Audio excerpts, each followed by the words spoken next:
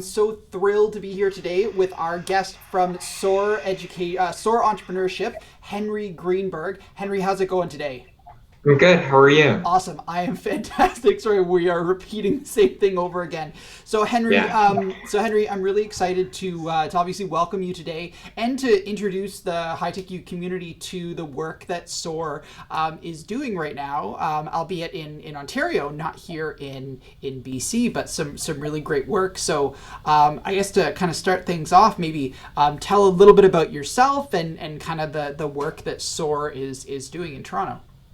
Sure. So SOAR is a fairly new educational organization which is based out of Oakville, Ontario, which is just outside of Toronto, for those who don't know.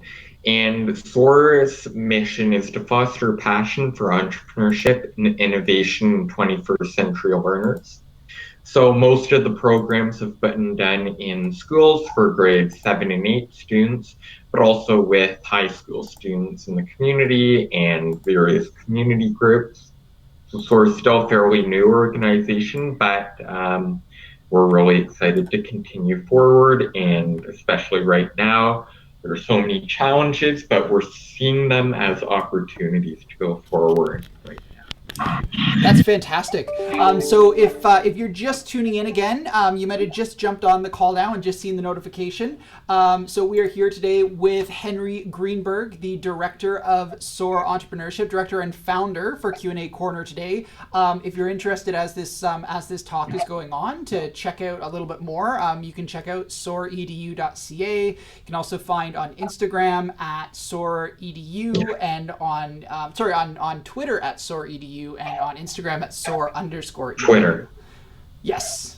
Yes, yes. So For EDU on Instagram was taken, so it's going to be SOAR_EDU on it's all right. Instagram. Yeah. SOAR EDU on Twitter. We definitely feel your pain. HighTechU is taken on Twitter for us, and so we get the HighTech_U over there. So Henry, tell a little bit about how SOAR kind of came about. So obviously it's an entrepreneurial program, and it's kind of cool because it's got a bit of an entrepreneurial story as well. Yeah, so the program started a few years ago when I was in high school and part of the DECA program in Ontario, which is hugely popular in Ontario. And I participated in the entrepreneurship promotion plan category of DECA.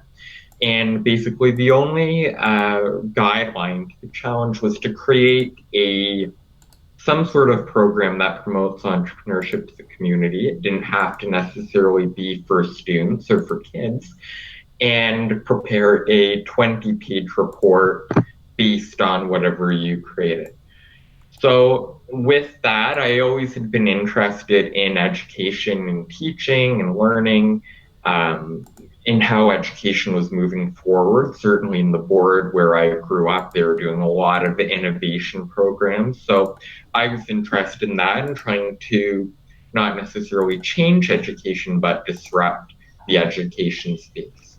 So I created SOAR. I had a friend design the logo, and it was fairly simple, fairly small. Did a 4-week program in a grade 7 class in Ontario, and that was successful. The students enjoyed participating in the program. After the teacher and I collected feedback, we saw that there were almost basically everybody in the class enjoyed the program. There weren't really any complaints. I saw other teachers in the school were interested. So I kind of had at the back of my mind the intention of going forward with SOAR, just didn't know when per se. Uh, Fast forward to February of 2019, I found out that I won for the category. I won the provincial award in the category and was able to move on to Orlando, the next stage of the competition in Orlando, which was very exciting. I, however, did not go to Orlando. I decided to go on a personal trip to Hong Kong. So I went to Hong Kong in at around the same time. And then when I came back, didn't really do much with SOAR, then skipped to the summer. That's when I decided that this is really something that I want to do for the next school year. I registered SOAR as an official business in Ontario. So I obtained legal status, set up the Twitter account, set up the website. I got graphics in place, started developing the curriculum a bit more. And then starting the school year, I actually started working in schools. Before COVID started, I was working in the COVID pandemic and the school closures started. I was working in two schools and two grade 7 and 8 classrooms, two grade 7 and 8 schools with a total of 6 classes, so about 150 students in English and French, leading them on a entrepreneurship challenge. And it was a 6-week project-based learning challenge, so very busy. And then at the moment, SOAR's adapting to everything that's going on in the world and focusing on new ventures. And we have some very exciting projects that are coming out that I'd love to share, and perhaps we'll talk about them a bit later in the episode. Fantastic. So I'm just gonna filter back over to here. Oh, there's some mighty feedback in there. Are you hearing the feed? No, you're not hearing the feedback. It's definitely on my end. So obviously the work that you're doing with SOAR, sort of, it came from a really organic place. But you talked about that idea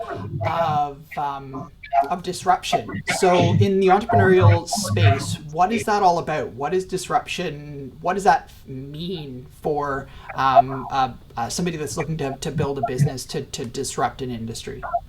Mm-hmm. Well, disruption's kind of become a little bit of a buzzword, but that's okay. So for me, disruption is in my idea, it's not to create something completely new or completely different, something that's never been seen before, because chances are, if you create something, it's something that somebody's already seen before. It's not going to be completely original. So disrupting is taking something that exists, innovating it, and then in a certain sector, certain industry, taking the existing products and the existing services and methods of that industry and adding something new that kind of disrupts the flow of how the industry currently is in its current form. So for me, I'm not there yet, but the sector that I'm most interested in is the education space. And so the disruption part for me would be bringing entrepreneurship into that world, bringing entrepreneurship education into the current school system and the current education space. So let's jump back to that conversation on entrepreneurship in schools. So from your experience, like, what exists right now in schools if students are interested in learning how to build their business? Yeah, so as I mentioned, I started through DECA, and DECA is a great spot for high school students to learn more about entrepreneurship. It's not necessarily as involved in certain schools as it is in others. So it depends on the school per se, and it's a good program. But I didn't find that there was much regarding entrepreneurship for grade 6, 7, and 8 students, so more middle school age, especially in Canada. There are some programs in the United States.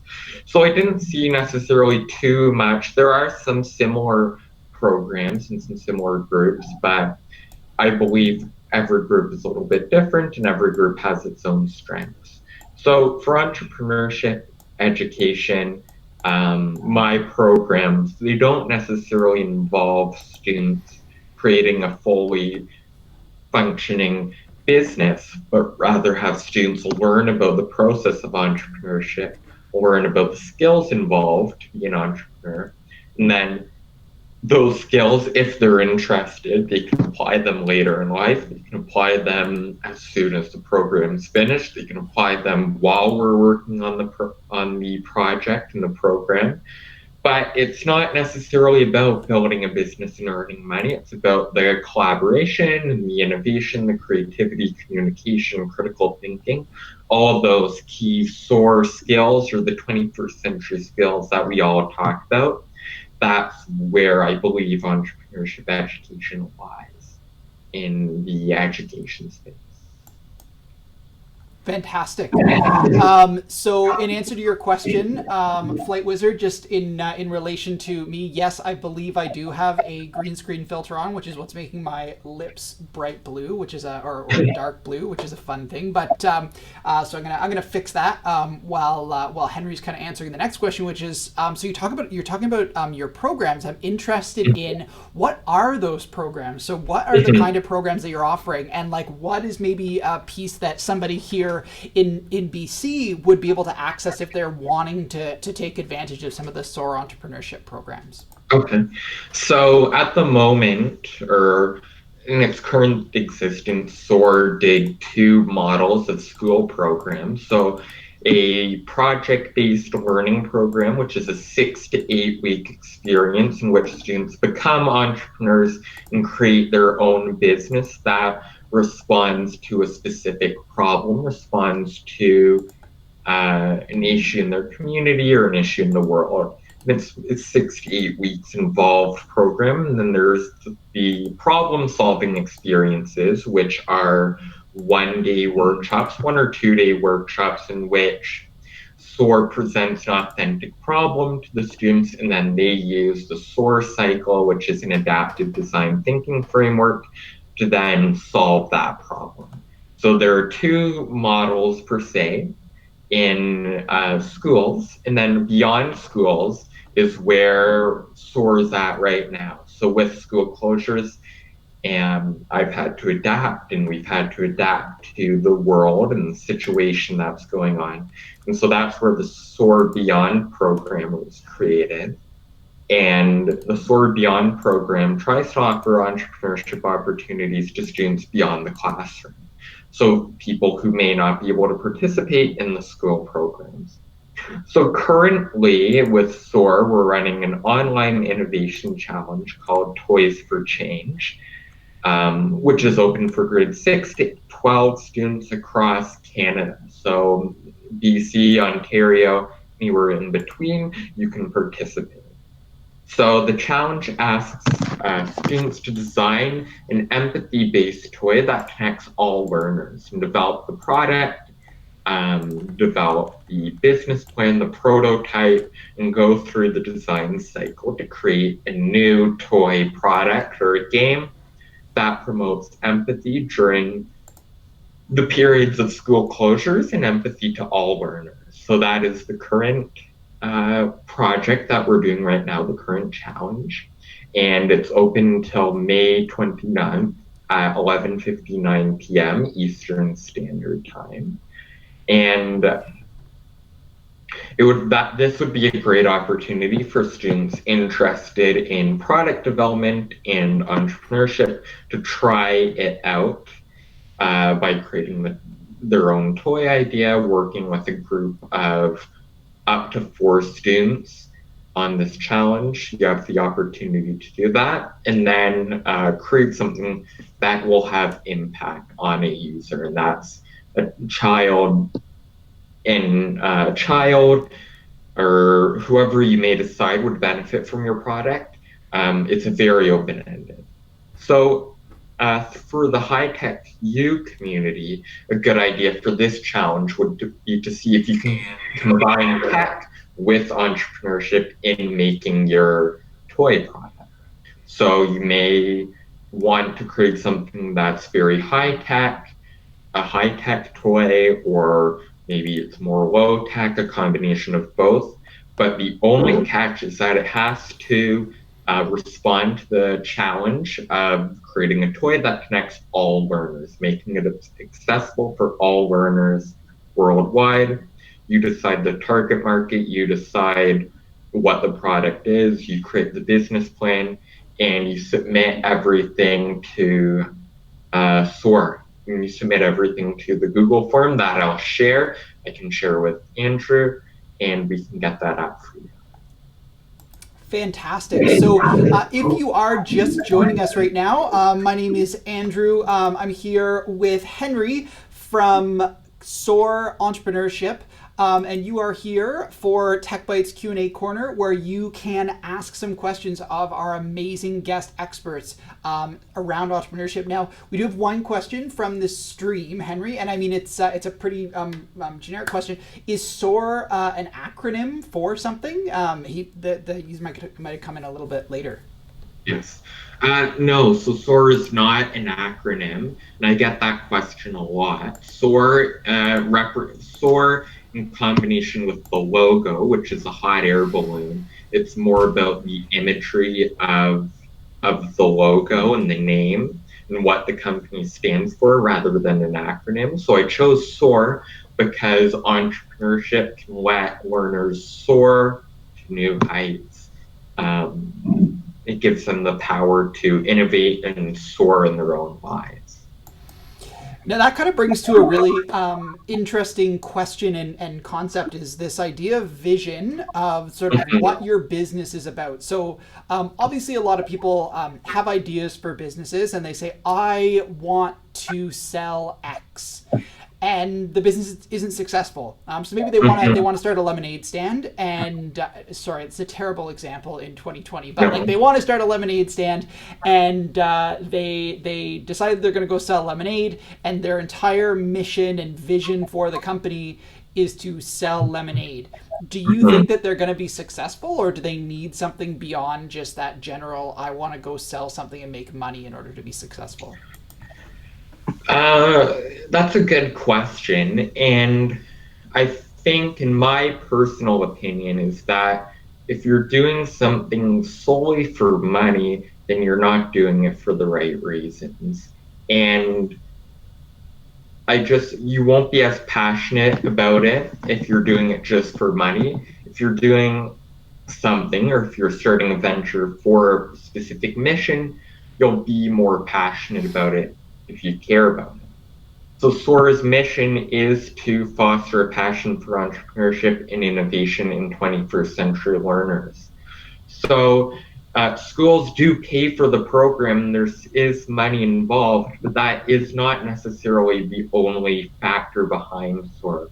The reason why I do what I do is to help students discover their full potential, help students prepare themselves for any challenges that the future may bring, and then framing that through entrepreneurship. So to answer your question, if you want to start a lemonade stand just for money, I don't know if that's necessarily the best approach to take, but there should be a why factor behind your idea. So why do you necessarily want to start a lemonade stand? If it's just for money, then it kind of stops there. But if it's for another reason, to connect the community, to share your gifts with people, that's where things get a little bit richer and a little bit more meaningful. And when people can see your passion behind your vision, that's when I think success comes more easily. So we're all about tips and tricks at HighTechU. Obviously, in this time, like sound bites are really good for people that are maybe just tuning in, and for viewers on these streams that are only able to check out maybe a couple of minutes. So I'm interested, sort of tips and tricks. So just if there's a student out there, a high school student that is interested in starting a business and getting into that entrepreneurial world, what are some suggestions that you have to kind of move them in the right direction? Okay, so I think probably to start, the best approach would be to see an opportunity and see how you can mobilize entrepreneurship with that opportunity. So if you want to say, for example, I'm going to start a lemonade stand in the middle of January, or start a lemonade business in the middle of January or in the winter, the opportunity for success isn't necessarily there as it would be in the summer per se. So seeing an opportunity and thinking about how you can mobilize, not necessarily capitalize, but how you can mobilize entrepreneurship to benefit from that opportunity. And I think in what I teach in the programs is that the good starting point is to find a problem that you care about and a problem that you want to solve, and then think about how you can try to solve the problem. Because people don't necessarily buy products, they buy solutions to problems. So that would be one piece of advice that I'd give a high school student interested in entrepreneurship is think about what you're passionate about, what opportunities exist, and what problems exist, and how can you solve them. It should, if you want to start your own venture, it should ideally be something that's purposeful, impactful, creative, and meaningful to you, not necessarily meaningful for someone else, not necessarily meaningful because it'll make you the most money, but what's the most meaningful to you, per se, and what speaks to your passions and interests the best. Second piece of advice would be to network as much as possible. LinkedIn is a great tool to network and meet people. People often are hesitant to reach out to mentors and reach out to professionals, but I said the worst that can happen is that they don't respond. If you're a high school student and you reach out to a professional or someone who you may see being able to support you in your journey, so don't be scared to reach out to professionals and to mentors. LinkedIn's a great tool, and Twitter is a great tool as well. Awesome. Leverage social media for good. There we go. So, so maybe even jumping back to kind of a similar question, but based on the really terrible example that I just gave of like that kind of standard business of like a lemonade stand. So, like lemonade stand in like the 1960s was like the thing that everybody did, right? Now you need to get business licenses for that to even do that. Like, what is the lemonade stand of like 2020? If somebody's looking at starting a business and they just want to get some experience like running a business and doing sales, like I mean, lemonade stands, paper routes, like they're just kind of not as big as they were before. So what's a good place for somebody to start? Yeah, I mean, I still think the lemonade stand's good for, especially for younger people, younger students who are interested in entrepreneurship. And I still see in the summertime there are still people that do run lemonade stands, and I mean, it's not necessarily the most sustainable business idea, but if to do it for one afternoon, you learn about sales and you learn about marketing and connecting with people and running a business in a very basic sense. So I still think it's a good idea. And certainly when I was younger, the lemonade stands and yard sales and stuff like that were always very popular. Um, were always very popular, and I always loved running yard sales and garage sales when I was as young as like 5 and 6. So I loved selling things to people, interacting with people, and it gave kind of a pseudo experience of running a business. In 2020, there's so many possibilities right now, and given the current situation that we're experiencing, there are so many different possibilities for businesses. So I'm not necessarily sure what would be the lemonade stand of 2020, but I'd say that it's absolutely okay to start small and sell something fairly basic like that. I mean, not necessarily to make money, but if you're looking at social entrepreneurship, right now lots of people are making and selling masks for hospital workers and for people in the community with customized patterns. It's all about speaking to your passions and doing something that is interesting to you. I'm interested in teaching and learning and working with schools. So that's why I focused my entrepreneurial venture for schools, because that's just where my passions lie and what I'm interested in. So, Henry, you talk about that social entrepreneurship piece. Mm-hmm. Like, what's the difference between entrepreneurship and social entrepreneurship? Is there one, or is Uh, it?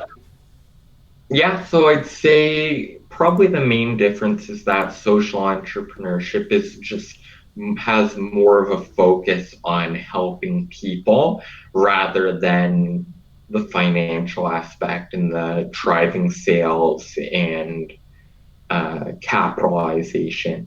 So social entrepreneurship, you can still make money through it, but the mission and the ideology behind it is much more social driven and focused on helping people and helping the community. So a lot of the work I do is social enterprise driven. So with schools, there is money involved, but it's still helping students succeed and grow and learn. And then I also do a lot of work in the community that is social enterprise focused, which is more concentrated on helping people and giving back to the community rather than always capitalizing on the opportunity to make money. So, we have a question in the chat, and the question is in terms of resources for learning about registering a business. So, the steps. So let me just read this out to you. So, what resources would you suggest for learning about registering a business? I know that this step, as well as declaring income / doing your taxes, can seem overwhelming to young entrepreneurs. It's often neglected in school curriculums too, unfortunately. Mm-hmm. So to register, I'm not as familiar with the processes in British Columbia and elsewhere in Canada, but in Ontario, the process was not too bad. It was fairly straightforward um, to register the business. So the simplest form of business ownership is sole proprietorship. That's the simplest form. And that really, you can register that through your, probably be best through the provincial government. There's a processing fee, which does vary by province, I believe, but it wouldn't be too much money.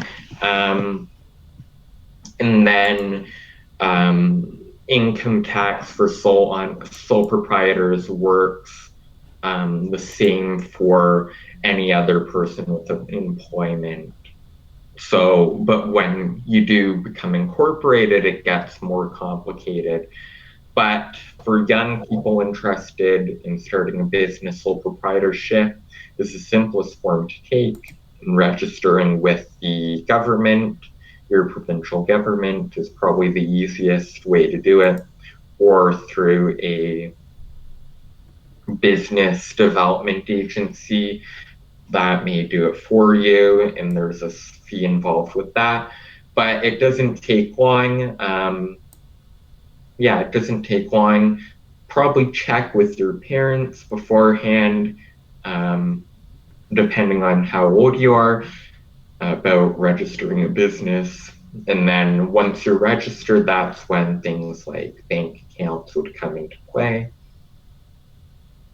and other licenses for that matter. But it's not, I wouldn't use the whole aspect of financials and registration as a roadblock to starting a business, but rather an opportunity to learn about an area that, as you said, may not be taught in schools. And so it's a good learning opportunity. And then other resources would be email and websites and whatever other costs you may have for your business, but that would depend on case to case scenarios. I do always recommend having a customizable domain if you're starting a business, and that adds the level of authenticity to the business and to your brand. Fantastic. So we always we like to keep these sessions kind of short, just so that we have some good chunks that people can watch. But kind of as my last thing that I try and ask in all of these Q&A corner sessions is, if you had one piece of advice for students in 2020 in your sort of your area of expertise, obviously here being entrepreneurship, what would be that kind of like golden nugget soundbite that you want them to be able to take away from this live stream? So, good question. I'm trying to think of something. So, probably the best piece of advice that I've had for students in 2020 is, it's been said over and over again, but discover what you're passionate about and use your passions as an opportunity.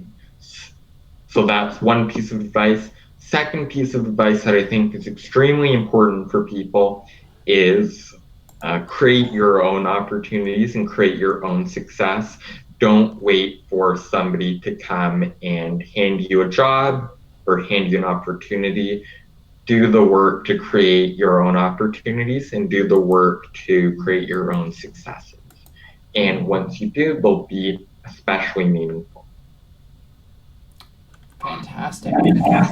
So if you are on the stream right now and you're interested in asking questions, you can throw it into the chat. We'll pause for just a minute so that there's an opportunity for you to throw your question in there. If you're not sure where you are, you just happened onto our stream. You're like, Q&A corner. We're live today with Henry Greenberg from SOAR Entrepreneurship, based out of Toronto, Ontario, Canada, who is having a conversation with us about all of the ways that you can get some experience with entrepreneurship and sort of some tips and tricks on that.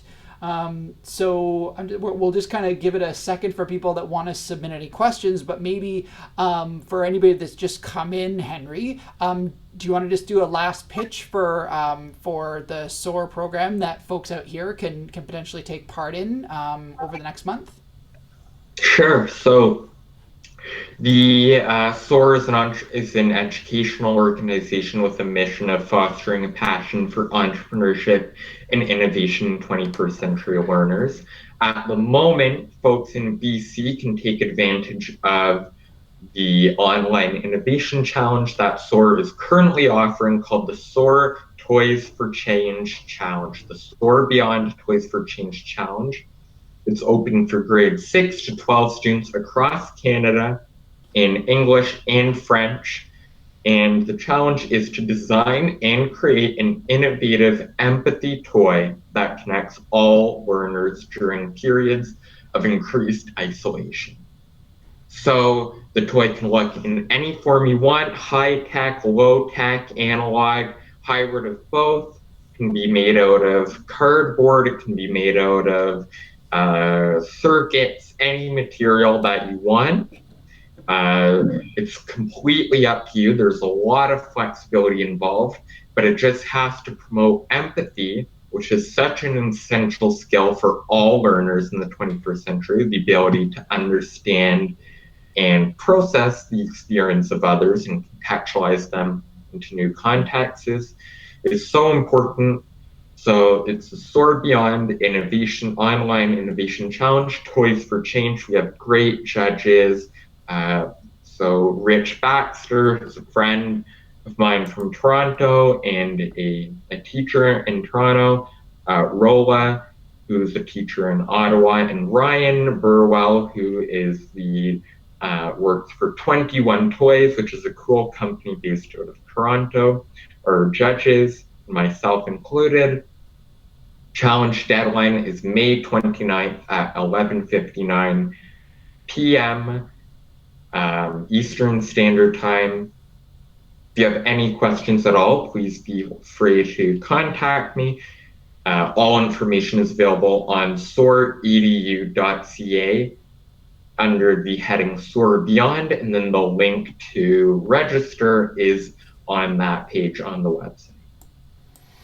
Fantastic. So there hasn't been any other questions that have come through, but I do want to say, Henry, thank you so much. I'm sorry for the technical issues. I seem to have them every single time that I do a Q&A corner, but this was better No than our worries. last session. And I'm so thrilled to be working with you. I'm so thrilled to be sharing out in the community about the amazing programs that SOAR is doing. And I'm so Yeah, excited for some great collaboration, not only across the country, but also across kind of technology and entrepreneurship and all of those great things in likewise. between. So I'm just going to flash you back up here again with your camera and the SOAR logo and stuff. So just to the, I guess, the left of you on the screen is your logo and Mhm. a little bit of information on finding SOAR. So you can check out SOAR at soaredu. .ca on Twitter, they're SOAR EDU. On Instagram, they're SOAR SOAR, underscore EDU. SOAR, SOAR edu on Twitter, SOAR underscore edu on Instagram. Sorry about Awesome. that.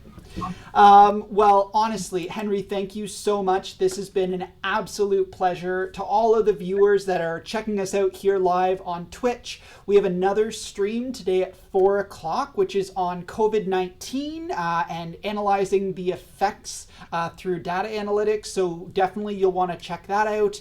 And if you want to check out this stream, it's going to be live on our YouTube channel. So let me just share the link with you in the stream, so you can subscribe to our YouTube channel by checking out in the chat, and you can also check out HighTechU at hightechu.ca. From all of us here at HighTechU, from everybody at SOAR, we're so thrilled that you decided to tune in and check out this stream and video, and good luck, stay healthy, and stay safe, everybody. Yeah, stay safe. Have a great rest of your day.